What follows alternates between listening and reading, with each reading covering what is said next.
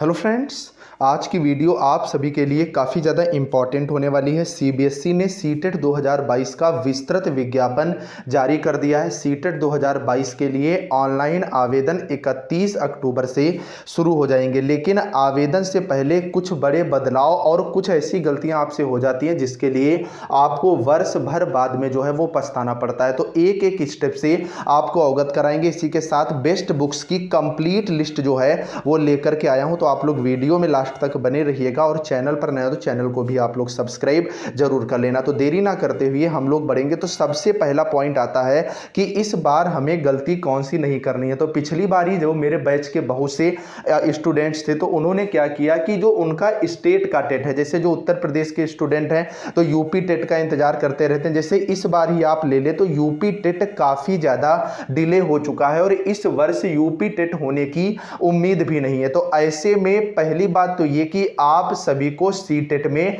आवेदन अनिवार्य रूप से करना है। जैसे किसी दूसरे स्टेट में अगर टीचर की वैकेंसी आती है तो वहां पर अगर ये कहा जाता है कि दूसरे स्टेट के भी स्टूडेंट्स जो है इसमें आवेदन कर सकेंगे, तो आपके पास सीटेट होना कंपलसरी है। दूसरी बात ये निकल करके आती है, जैसे यूपी के अंदर आप ले लें, यूपी टेट का आयोजन अब अगले वर्ष होना है। अगर उससे पहले शिक्षक भर्ती आती है और आपके पास सीटेट है तो आप पूरी तरह से शिक्षक भर्ती के लिए एलिजिबल है। तीसरी बात ये कि इस बार सेंट्रल की बहुत सारी वैकेंसी शिक्षा के क्षेत्र में आने वाली है। जैसे एनवीएस के साथ साथ केवीएस में तो इस बार बहुत ज्यादा वैकेंसी है। डी ट्रिपल एस भी आपका हुआ और जो आपके सैनिक स्कूल में है, तो इन हर जगह पर आपके लिए सीटेट का होना जो है वो कंपलसरी हो जाता है। तो पहली बात तो ये कि आपको सीटेट में आवेदन जरूर करना है। अगर आप सीटेट क्वालिफाई नहीं है तो आप यूपी टेट क्वालिफाई है तब भी आप इसमें सीटेट में आवेदन जरूर करिएगा। दूसरी बात अब निकल करके आती है कि इसका एग्जाम पैटर्न क्या है। तो पहले आप एग्जाम पैटर्न समझें, उसके बाद हम लोग बेस्ट बुक की तरफ बढ़ेंगे। तो सीटेट का जो एग्जाम है वो पेपर फर्स्ट और पेपर सेकंड दो मोड में होता है, जिसमें पेपर फर्स्ट आपका कक्षा 1 से 5 तक के टीचर बनने के लिए और पेपर सेकंड कक्षा 6 से 8 तक के अध्यापक बनने के लिए यहां पर जो है वो आपका आयोजन किया जाता है। तो कुल मिलाकर के 5 सब्जेक्ट इसमें आपके होते हैं। 150 नंबर का पेपर होता है और किसी भी तरह की निगेटिव मार्किंग नहीं होती है। तो 30 नंबर का इसमें आपका चाइल्ड डेवलपमेंट एंड पेडागोजी पूछी जाती है, मतलब 30 नंबर का बाल विकास का आपका पोर्शन जो है पूछा जाता है। उसके बाद लैंग्वेज फर्स्ट, लैंग्वेज सेकंड, मतलब आपको 2 लैंग्वेज जो है सिलेक्ट करनी होती है। मतलब पहली लैंग्वेज अगर आपने हिंदी, इंग्लिश, संस्कृत में से कोई एक सिलेक्ट कर लेनी है और लैंग्वेज सेकंड में भी आपको इनमें से कोई एक लैंग्वेज जो है वो सिलेक्ट करनी है। पेपर फर्स्ट जो है 30 नंबर का होगा और सेकंड भी 30 नंबर का लैंग्वेज का कंडक्ट कराया जाता है। इसी के साथ साथ मैथमेटिक्स 30 नंबर की आएगी, एनवायरमेंटल स्टडीज आपकी 30 नंबर की आएगी। तो एक साथ पेपर फर्स्ट आपका 150 नंबर का जो है वो कंडक्ट करवाया जाएगा। इसी तरह पेपर सेकंड में 3 तो आपके सेम होते हैं, जिसमें सीडीपी 30 नंबर की आती है, 30 नंबर की लैंग्वेज फर्स्ट आती है और 30 नंबर की लैंग्वेज सेकंड आती है। यहां पर बदलाव क्या हो जाता है, जो बीएससी वगैरह स्टूडेंट्स करके बीएड जिन्होंने किया है, मतलब जो मैथ्स स्ट्रीम से रहे हैं, तो उनको 60 नंबर का पेपर मैथ और साइंस का करना होता है, जिसमें 30 नंबर की मैथ और 30 नंबर की साइंस पूछी जाती है। और एग्जैक्ट यही रेशियो होता है, 30 सवाल आपको मैथ्स के मिलेंगे और 30 साइंस के मिलेंगे। और अगर आप मतलब बीए वगैरह करके आपने बीएड किया, मतलब आर्ट साइड से रहे हैं, तो इसमें आपको 60 नंबर की सोशल स्टडीज और सोशल साइंस जो है वो पूछी जाती है। कुल मिलाकर के पेपर सेकंड भी आपका जो है वो 150 नंबर का होता है और इसमें भी कोई आपकी निगेटिव मार्किंग नहीं होती है। एक दिन में ही दोनों पेपर आपके कंडक्ट कराए जाते हैं। अब हम लोग आगे बढ़ेंगे बेस्ट बुक को लेकर के। उसके बाद कुछ बदलाव हुए हैं जो आपको जानना इस बार जरूरी है। तो पहली चीज निकल करके आती है बेस्ट बुक में कि आपके पास पहला ऑप्शन जो मैंने भी अपनाया था सबसे सुपीरियर है।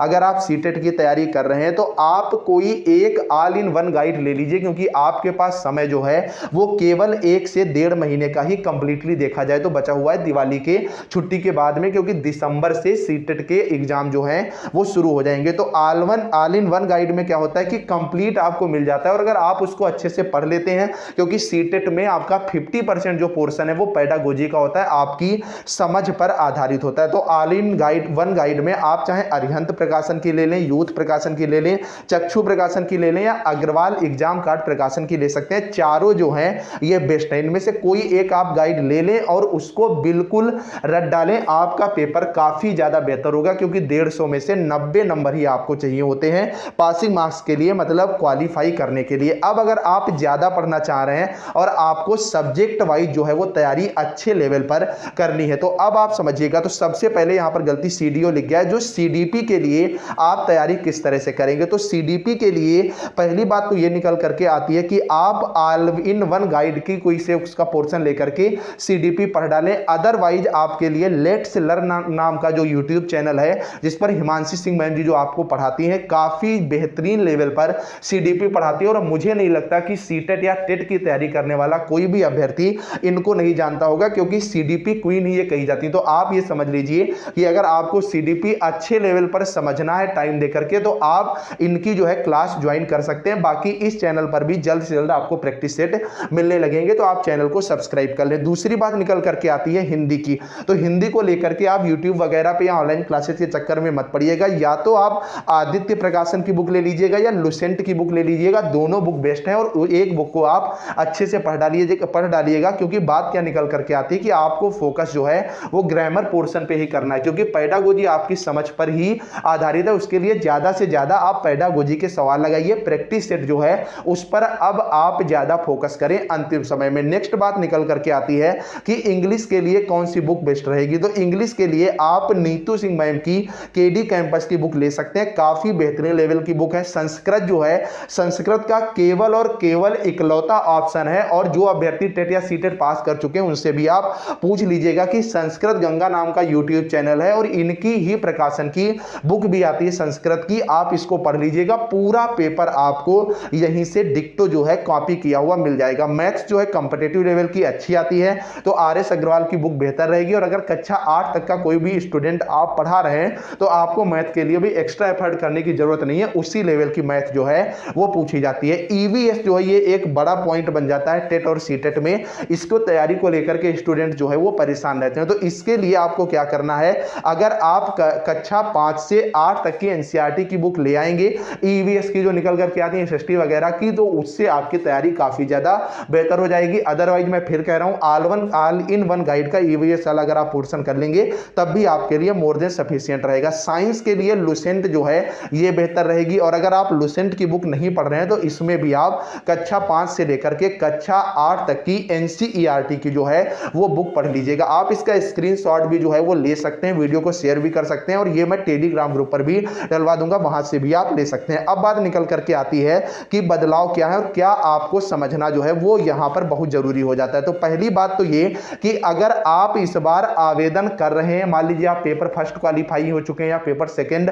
क्वालिफाई हो चुके हैं, तो आप एक पेपर में आवेदन मत करिएगा, क्योंकि ऑनलाइन पेपर होगा, एक दिन में पेपर कंडक्ट कराया जाएगा। अगर आप एक पेपर के लिए ऑनलाइन आवेदन कर रहे हैं तब भी आपको 1000 रुपए फीस देनी होगी, और अगर दोनों पेपर के लिए कर रहे हैं तो 1200 रुपए 200 रुपए बढ़ करके फीस देनी होगी। तो आपको दोनों पेपर के लिए ही आवेदन करना है। इससे क्या होगा कि जब आप एग्जाम हॉल में बैठते हैं तो आपको एक्स्ट्रा एफर्ट्स जो है वो निकल करके आते हैं, कि आने वाले समय में सुपर टेट भी जो है वो आने की उम्मीद है। इसी तरह SC ST में तो केवल 100 रुपए का अंतर है। तो पहली चीज तो ये कि आप दोनों पेपर जो है उसके लिए आवेदन करिएगा। दूसरी बात ये निकल करके आती है कि इस बार जो परीक्षा शहर को लेकर के CBSE ने कहा है कि पहले आओ पहले पाओ के आधार पर परीक्षा केंद्र जो है वो निर्धारण करे जाएंगे, और अगर किसी विशेष शहर की क्षमता पूर्ण हो जाती है तो उसको उस विशेष शहर से बाहर जो है वो जाना पड़ेगा, मतलब दूसरा शहर सिलेक्ट करना पड़ेगा। और अगर आप ऐसा नहीं करते हैं तो आपकी जो फीस है वो वापस हो जाएगी। तो आपको अगर पेपर देना ही देना है तो देर किस बात की है, सबसे पहले आप जो है